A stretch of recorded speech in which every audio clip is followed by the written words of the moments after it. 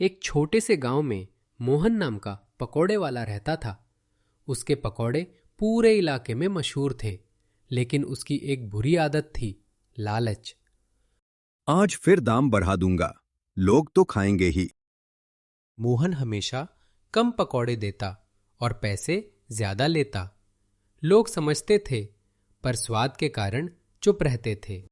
एक दिन शाम को एक अजीब बूढ़ा आदमी उसकी दुकान पर आया। उसकी आंखों में कुछ अलग चमक थी। बेटा, मुझे 10 रुपए के पकौड़े दे दो। मोहन ने सोचा, इससे भी धोखा कर देता हूं। लो बाबा, ये लो गरम गरम पकौड़े। लेकिन उसने सिर्फ 5 पकौड़े दिए, जबकि पैसे 10 के ले लिए। जैसे ही बूढ़े ने पकौड़े खाए, वह मुस्कुराया और बोला, लालच की कीमत बहुत भारी होती है, याद रखना। मोहन हंस पड़ा। अरे बाबा, जाओ जाओ।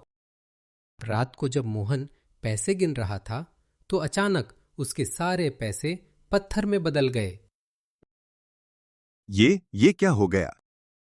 वो घबरा गया और अगले दिन दुकान खोली तो पकौड़े भी अजीब लग रहे थे। पहला ग्राहक आया और जैसे ही उसने पकौड़ा खाया, ये क्या है? इसका स्वाद तो बिल्कुल खराब है। अब मोहन के पकौड़े बेस्वाद हो चुके थे। मोहन समझ गया कि ये सब उसी बूढ़े का जादू है। वो उसे ढूंढने निकल पड़ा। मुझे अपनी गलती सुधारनी है। कई दिनों तक ढूंढने के बाद उसे वही बूढ़ा जंगल में मिला। बाबा, मुझे माफ कर दो, मैं अब कभी लालच नहीं करूंगा।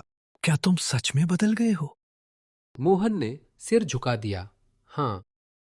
बूढ़े ने कहा, ठीक है, मैं तुम्हें एक आखिरी मौका देता हूं, लेकिन याद रखना, ईमानदारी सबसे बड़ी कमाई है।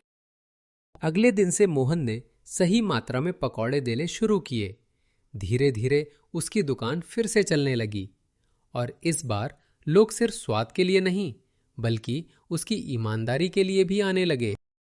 और इस तरह मोहन ने सीखा, लालच इंसान को सब कुछ खो देता है, लेकिन ईमानदारी उसे सब कुछ वापस दिला सकती है।